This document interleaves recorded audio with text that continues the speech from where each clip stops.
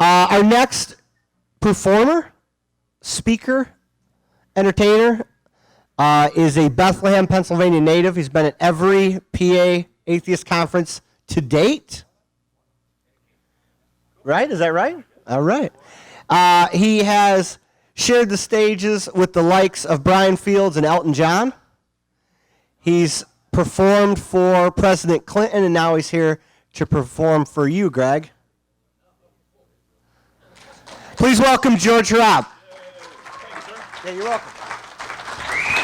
Yay! Thank you so much. Nice to be back. This is a song called The Good Old Days. My grandpa would sit me right on his knee and tell me about how things used to be.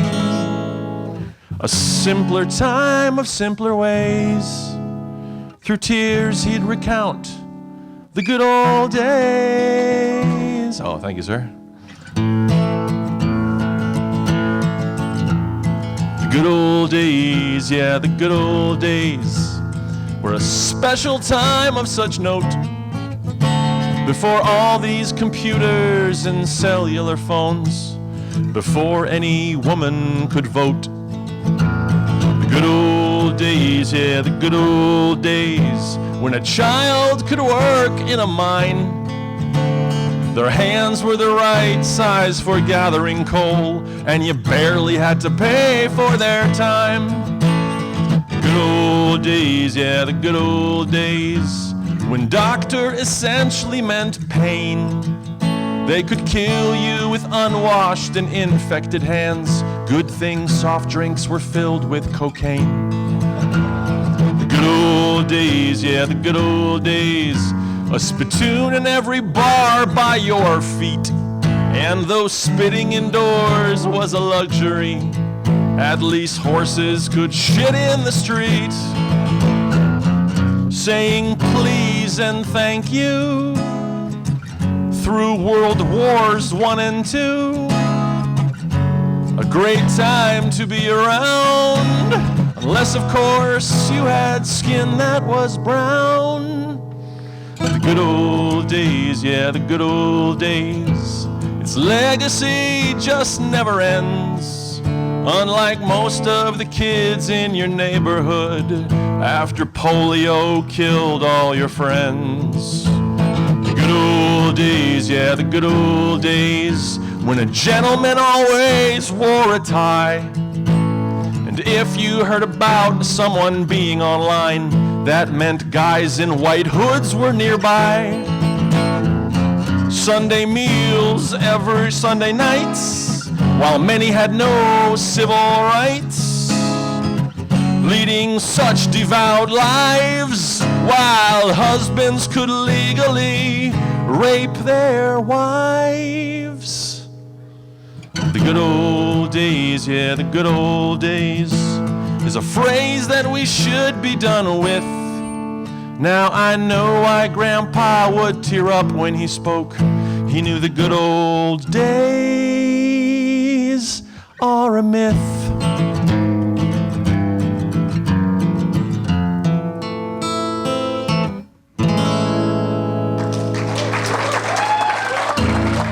Thank you.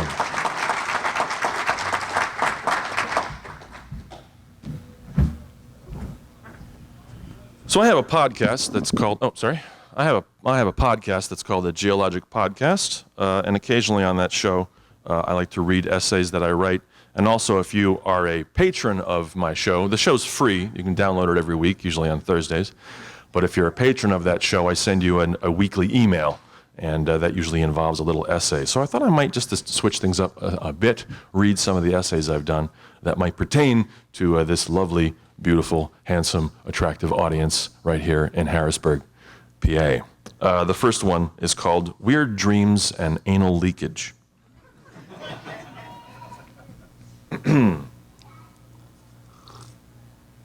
I recently saw an ad for some type of pharmaceutical product. I forget what it was supposed to treat. It might have had something to do with dry cooters, or maybe it was the one with the testosterone jizz cream. I'm not sure. In this particular commercial, as it is with all advertisements that sell drugs while showing fields of sunflowers and 60-year-olds riding on swings, There was a long list of side effects mentioned at the end of the ad. Amongst those standard side effects was one that stood out. The pleasantly baritonic announcer said that users of this particular farm implement have been shown to experience strange dreams. Yes, that's right, strange dreams. A side effect of this drug was strange dreams. It made me wonder what exactly the criteria was to determine when a dream, as influenced by Nambu-Drexamil, crosses over from vaguely dreamlike into strange. Aren't all dreams inherently strange? I would love to watch that post-administered protocol questionnaire process. Tester: how was the drug? Subject: great. I no longer feel anxious when thinking about meat. Plus, my eyelashes are now long and lustrous. Your drug is incredible. Thanks. Did you have any dreams? Well, yes.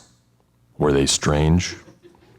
Let's see. I was surfing on the ocean, but instead of a surfboard, I was standing on a piano, and instead of the ocean, it was Richard Nixon's jowls. All right, not very strange.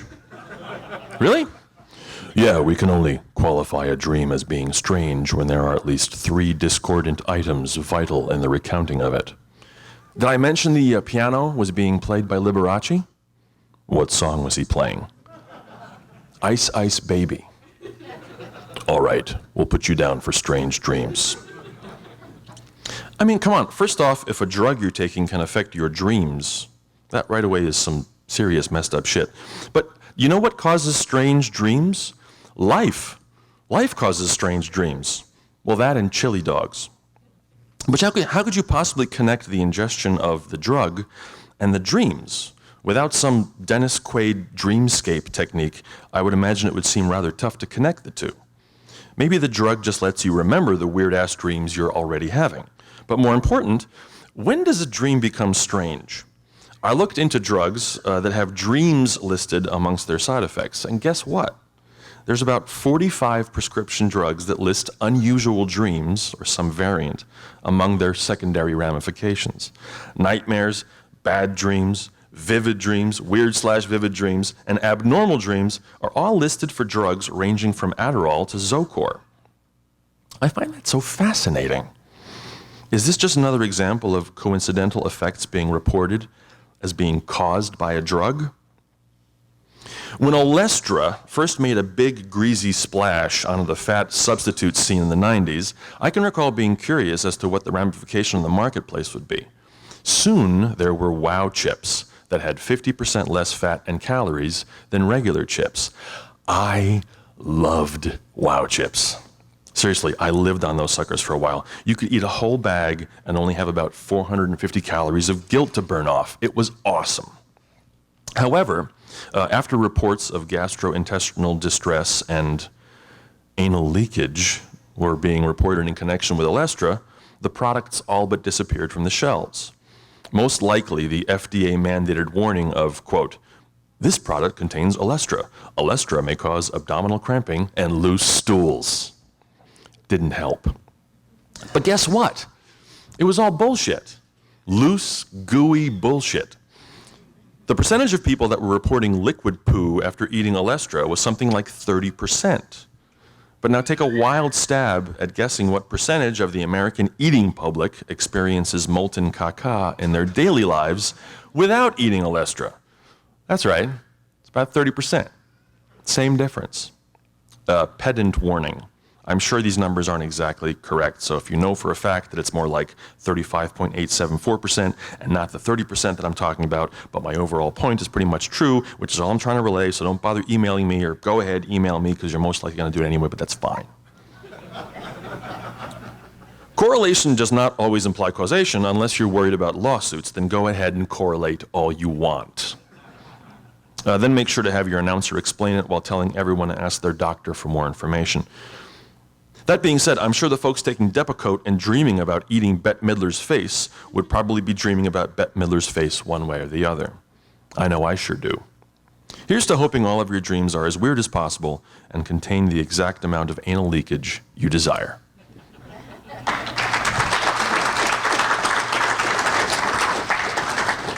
Thank you.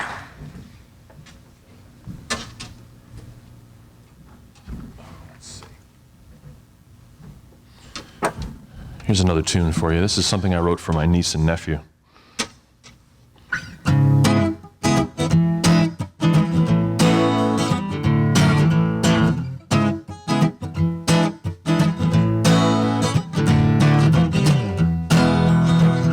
When I was your age, the phone was tied to the wall with a kinky, twisty 3.5-foot cord. It's hard to believe, but it had a ring that could not be turned off or ignored. You couldn't choose the sound of the ring, it was just the sound we called the phone. We'd never heard of a ringtone. When I was your age, our video games looked nothing like the illustrations on the box. All of the graphics consisted of nothing more than simple lines and dots. Missiles were just a few pixels, and the jungle swinging guy, he was a stick figure. Yeah, nothing bigger. When I was your age, when I was your age,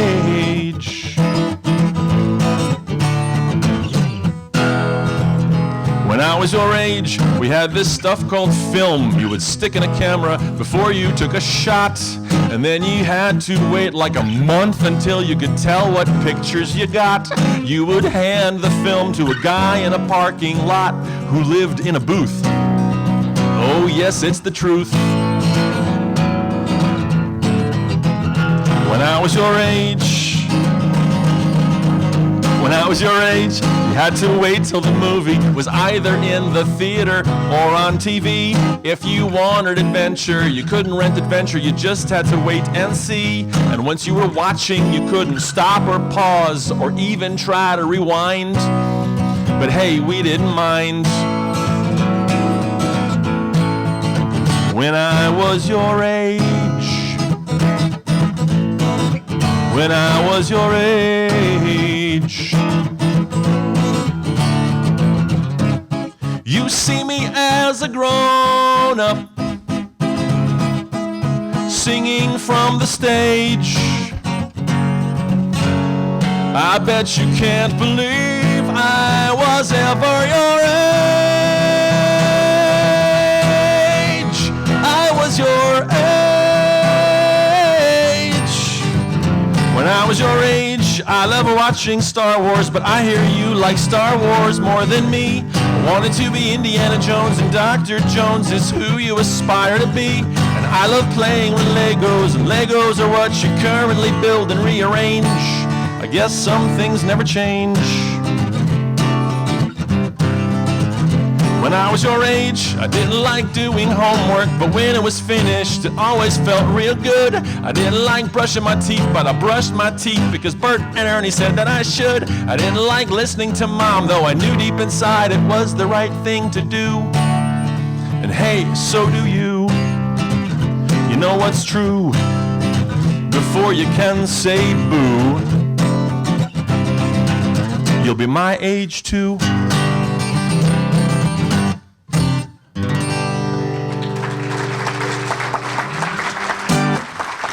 Thank you so much.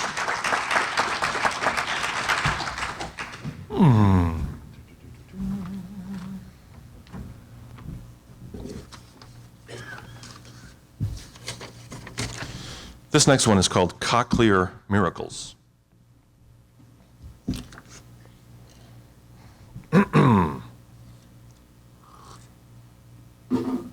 I recently watched a very touching video shared by a friend of mine over on the Facebook. Normally, I muster every molecule of effort I can to resist clicking on shared videos, seeing as they usually feature either 4-year-old Asian guitarists performing Bach transcriptions while stopping a convenience store robbery by administering unsuspected shots to the nuts of the perpetrators, or scantily clad and newly slimmed down celebrities narrowly avoiding car impacts that take place during awkward sobriety tests administered by adorable cats. In this case, however, it was an edited collection of individuals actually hearing for the first time due to having just received cochlear implants. For those unaware, a cochlear implant is a surgically implanted electronic device that provides a sense of sound to a person who is profoundly deaf or severely hard of hearing. The implants can help people that are having hearing issues due to damage of the sensory cells in the inner ear or cochlea. The sound quality is not quite that of natural hearing, but it's a quantum leap from hearing nothing, so the reactions of these individuals when they first hear sounds can be dramatic, emotional, and very moving. This particular video was a collection of about a dozen individuals, and each person's reaction was unique and incredibly stirring. There was the 10-year-old girl whose eyes widened in shock and excitement, followed by anxious hopping up and down when she first heard her mother's voice. There was the 30-year-old man who is repeating random words being said to him by reading his doctor's lips until the doctor, while still saying a list of words, obscures her mouth with a piece of paper, and he keeps repeating the words. It doesn't quite register with him for the first few moments, and then a realization comes across his face that he's not reading lips, but hearing. He places his hand up as if to tell the camera to stop recording because he's so overwhelmed with emotion. Most incredibly, however, is the baby who is fidgeting and uncomfortable at having people paw at his head while adjusting the implant, and he looks about to cry until the device is switched on. And then a smile comes across his face. It's difficult to describe how touching all of these scenes are, and I'm really failing to do it justice. Most every implant receiver initially smiles, has a sense of amazement, is overwhelmed, then bursts into tears, much like anyone watching the footage. After admiring and being affected by the raw emotional impact of these individuals' experiences, a thought quickly occurred to me. Here were doctors and technicians delivering an honest-to-goodness miracle. Yes, miracle. They were initiating the process to allow deaf people to hear through the use of science, technology, expertise, skill, effort, and diligence. Let me say that again. They were making deaf people hear. Not a little bit. Yeah. Not a little bit or hear better or hear more clearly. There was no sound, then there was sound. This wasn't being done by magic or by potions or ancient medicine or by some healing powers of faith. This was actually being accomplished by science. Now, could you imagine the ruckus and hullabaloo that would be initiated if a faith healer, homeopath, or purveyor of alternative medicine had these same verifiable, unquestioned results? There would be the touting of game-changing and paradigm-shifting circumstances. There would be the caterwauled praising of the inimitable power of Jebus. There would be the at long last and undoubtedly smug confirmation and celebration of homeopathic principles, followed undoubtedly by the endless tributes to ancient wisdom and conceited told-you-sos of all those who had known better all along. If alternative treatments, any kind of alternative, mind you, could deliver the kinds of results represented in this video, you would never hear the end of it, ever. And yet, here is genuine research, technology, and the scientific process accomplishing, yet again, a verifiable and demonstrable miracle. No one questions the veracity of the footage. It's just that so many of us have become, understandably, inured to the extent at which technology progresses that, of course, 21st century medicine can allow a deaf person to hear by simply attaching 2 inches of plastic to their head. We've been to the moon, duh. There's an appreciation, to be sure, but there is nowhere near the same reaction or interest that would be engendered if a deaf person suddenly was able to hear after having their thetans removed. This is all par for the course, naturally. You have a headache? Here, swallow this 2-cent pill, and about 80% of the time, it'll make you feel better. You want to talk instantly to someone on the other side of the planet? Here, use my cell phone. You want to listen to someone who died 50 years ago sing? Here, borrow this CD. All of these mundane miracles surround us in our modern existence. But if any one of them was achieved by supernatural or alternative means, it would be seen as some divine, impossible phenomenon. Imagine if someone could play you Jimi Hendrix's Star-Spangled Banner via the use of a magic wand. You'd be pretty impressed. I know I would be. So why is it any less impressive when the feedback squeals of Jimmy's seminal Woodstockian performance are audible through pieces of plastic and silicon? I'm not sure. Familiarity and expectations, I guess. I know that I try to remain moved and inspired by the regrettably soon-to-be unremarkable accomplishments of the scientific process. It's not always easy, but at least the smile of a baby hearing for the first time can really help. Here's to remaining in awe of all that is awable.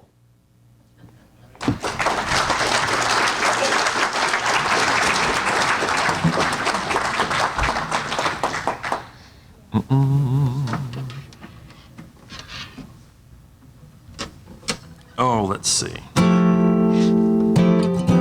This is a song off of that album right there, Trebuchet, which I happen to have in the back. If you want to, all these essays, most of these essays are in a book I have as well in back. If you want to come see me during lunch, we can hook you up. I got DVDs and books and CDs and stuff. This is the second track off of Trebuchet, and it's right there, right below, right next to my arm. Everything Alive Will Die Someday. That's what this is called. A nice, happy song.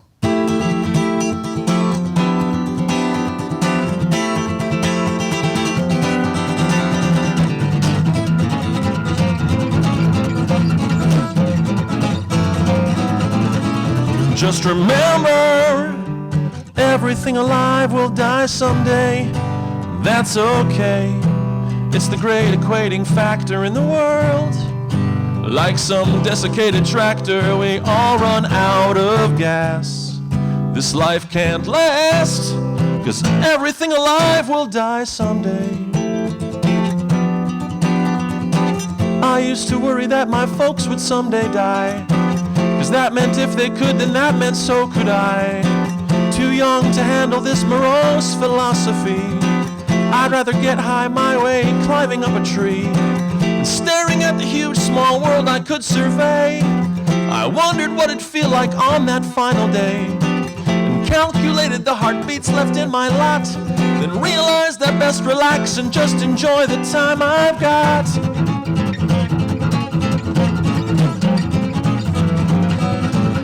And I'd remember that everything alive will die someday. That's okay. From the single cellular to grandiose, seems we're all destined to be toast. Every leaf, bush, shrub, and tree will cease to be, 'cause everything alive will die someday. Every empire crumbles, every mammoth stumbles to the ground. Ally and enemy both kick the bucket equally. And in this truth there lies a fact. If you ignore those who distract, you might come to realize the fairness of unfairness is in everything's demise.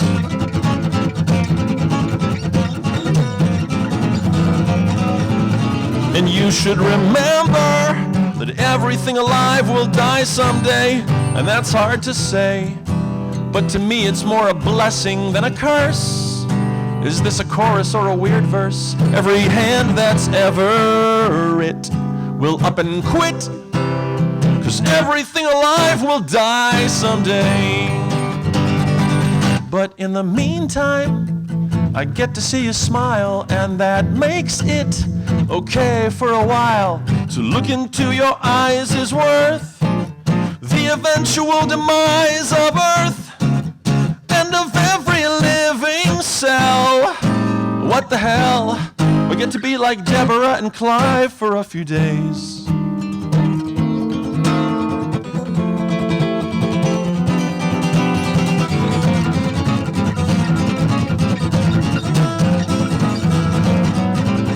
You should remember that everything alive will die someday. But let me say, you shouldn't do just whatever you will. Don't ever cause any ill. An historic reversal. Don't you know this is the only chance you've got? It ought to mean an awful lot. This is the show and not some rehearsal. Those who talk of an extra inning imply this is just a beginning. But there's no prize you will be winning. Your existence is enough of a reward to keep you grinning.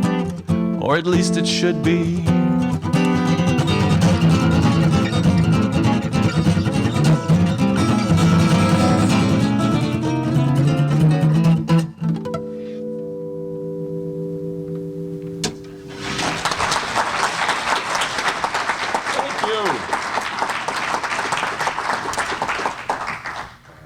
Thank you. You're very kind. Thank you.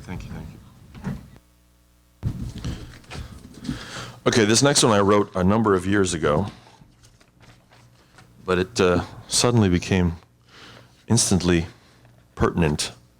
As you might not be aware, my day job is playing drums. I'm a drummer. Thank you. Thanks, Dad. I'm a drummer in a band called the Philadelphia Funk Authority. It's a 9-piece horn band out of Philadelphia. We do soul, R&B. I know you look at me and the first thing you think is, there's a funk drummer. But 17 years we've had this band. I'm extremely fortunate that I get to play with these guys, and that's my day job. Thursday, Friday, Saturday, Sunday, pretty much. And we get to play all over the place, all over the Northeast, and I've had a lot of experiences with that band. And one of those experiences led to this particular story, which, like I said, is suddenly relevant again. This is called Trump. So how big of a skis wagon is Donald Trump? 34. He's 34 skis wagon, which if you're unfamiliar with the SW rating system is off the frickin' chart. Let me back up. The Philadelphia Funk Authority had a gig this past weekend. Well, actually, we had 4 gigs this past weekend, which was awesome, and I'm still kind of beat from hauling all the gear, so much so that even typing this is becoming above as a 7777. Anyway. Amongst the numerous funky gigs of the past weekend was one particular wedding that was held at the Trump National Golf Club. Now, the Trump National Golf Club is located, like many things representing this fine nation, on exit 26 of Route 78 in Bedminster, New Jersey. National.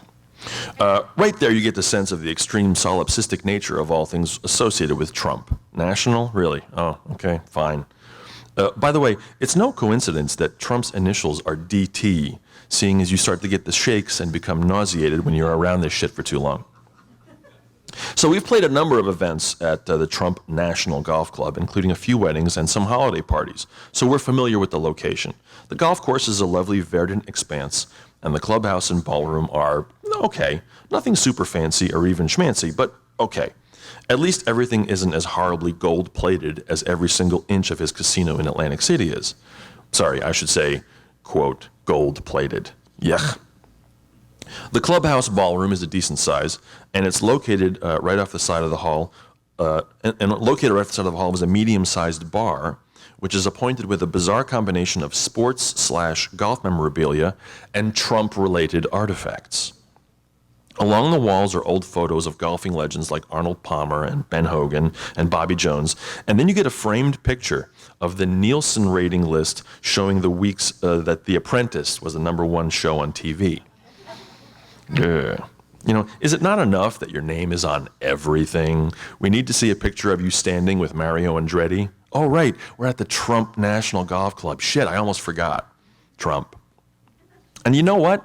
I can deal with all of that. I can deal with the Esquire and Playboy and Fortune magazine covers featuring the Donald trademark on their covers. I can deal with the 30 by 30-inch photo of Mr. Trump and Michael Jackson walking through the lobby of the Trump Interplanetary Hotel and Life Force hidden spaceship. I can deal with the insanely staged photo-opt ego collages featuring Yes, Mr. Trump, pawing the hands of everyone from Yogi Berra to Nancy Reagan to Miley Cyrus. I can't quite fathom it, but I can deal with it. It's your place. I got it. Put whatever you want on the walls. You're successful. Good for you. What absolutely not only blew my mind, but swallowed and asked for more, however, was this. While I was lining up the wedding party for their introductions, who were all incredibly lovely people, by the way, the weirdness of the essence de Trump in no way rubbed off on these two families. Seriously, they were as nice as could be. Anyway, as I was lining up the wedding party, one of the framed magazine covers in the bar caught my eye. It was a Time magazine cover from April of 2008. It featured Trump and had some story about The Apprentice being good for TV or some shit. Something looked weird, though. I've worked with my partner Misinformation for so long that her mastery, knowledge, and appreciation of design and font use has rubbed off on me, if only by rote. There's a certain something you start to see in good design, and when it's missing, it just bugs you. Well, looking at that Time magazine cover, I could just hear my favorite design pixie yelling in my ear, "That ain't right." The fonts were off. The spacing was off. And in essence, it looked like something you could buy at a photo booth on the boardwalk. But that just couldn't be true, could it? Why would there need to be a doctored magazine with Trump's face on the cover, on this particular wall, in this particular place? I stared at the thing in confusion and disbelief, wondering what kind of a person would hang a fake Time magazine cover featuring their own face in the bar of their own golf club, national golf club, next to real magazine covers featuring the very same puckered punim. It had to be me, right? I must have just been looking at this in the wrong way. Why would someone do that when it's so completely unnecessary? I returned to the main ballroom and using my phone accessed this little used resource called the internet. And guess what? To my surprise, Trump had been on the cover of Time magazine. Once, in 1989. No issue of Time in April of 2008 had Donald Trump on the cover. Not the US version, not the international version, not the Asia version, and unless there's a special edition that is distributed exclusively to Exit 26 of Route 78 in Bedminster, New Jersey, no version. It was a fucking photoshopped Time magazine cover. And it was hung in 2 spots. There was another copy out in the hallway as well. And just in case you think Trump is never there, and maybe some designer just decided to do that, Trump was there. He's always there. He spoke briefly with the father of the bride that night, and he's been at the club 3 out of the 5 times we've played there. Some staff was telling me that he's intimately involved with every aspect of the place. So much so that Trump himself tells the bartenders how much booze to pour. No shit. So maybe he's actually a 35 on the skis wagon scale. And just to finish this all off with the perfect amount of nausea, I didn't eat the vendor meal that was provided for the band, but the rest of the guys did, and they felt like shit afterwards. Gurgle, gurgle. Stay classy, Don.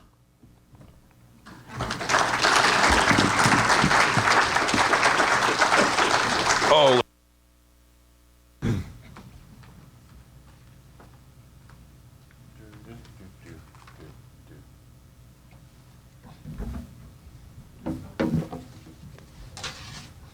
How are we doing on time?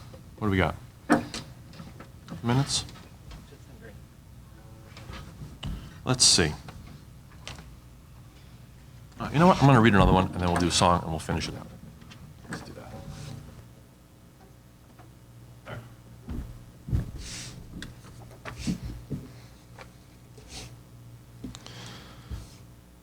Okay, do you want to hear movies, or do you want to hear The Church of Robin Hood? Who wants to hear movies? One clap, ready? One clap, ready? Who wants to hear The Church of Robin Hood? All right, Church of Robin Hood wins. This is called The Church of Robin Hood. So I think if circumstances had been slightly different, Robin Hood could have been Jesus Christ. Hear me out. A recent episode of the Doctor Who Man on a Spacebox show, and yes, that's its official but seldom used title, was called Robots of Sherwood, and it featured Robin Hood and some robots because the Doctor.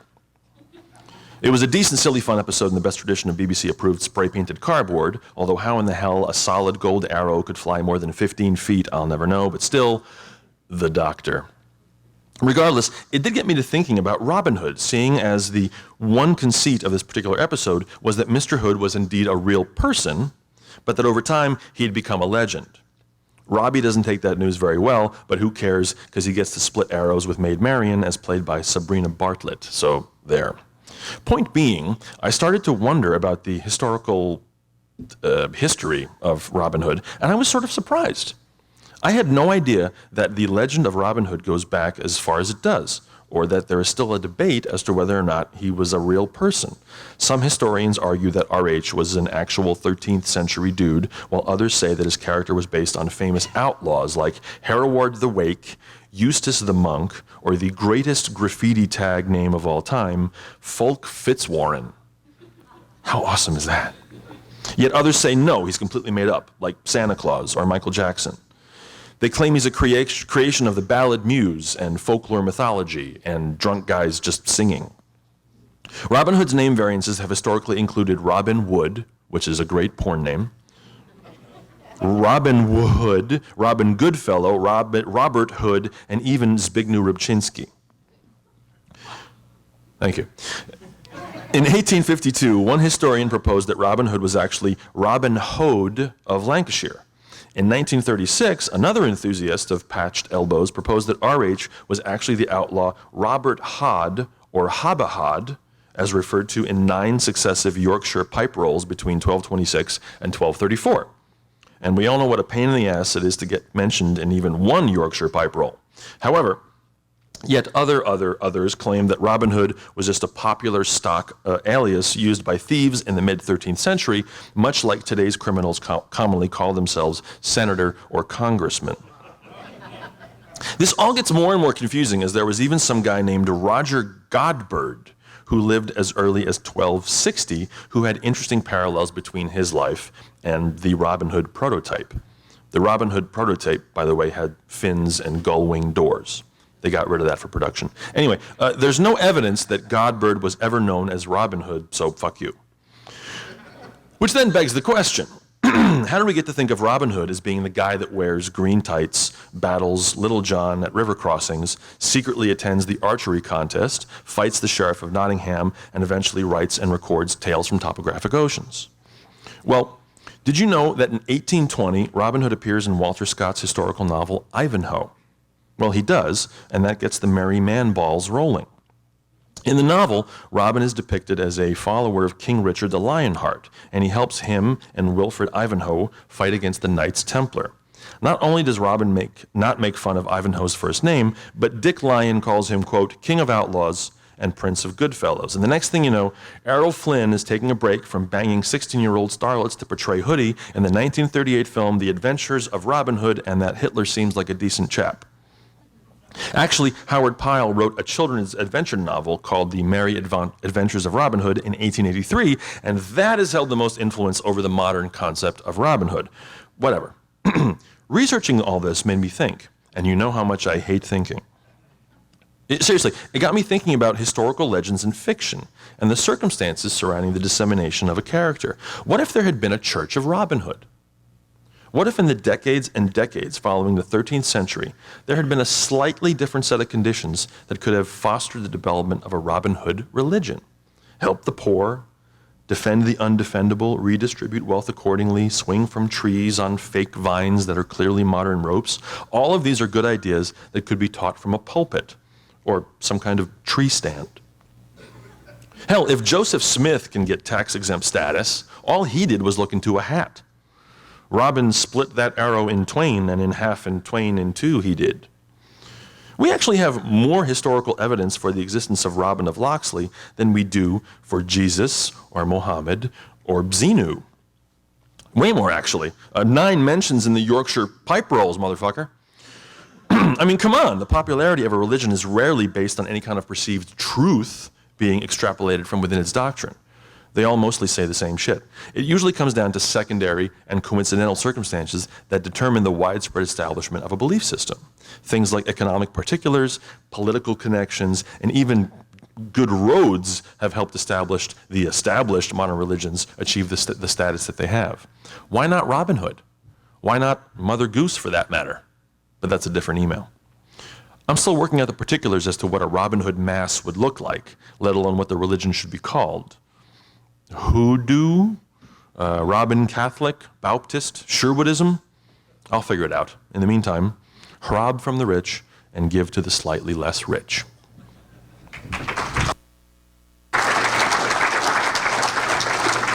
Are we good? Yeah, we're good. Oh, okay. Wonderful. Thank you so much for listening. I really, really appreciate it. Come see me in the back. We'll hang out a little bit and we'll chat. Thank you so much. Good job. Cheers. Thank you, man. You're welcome. Appreciate it.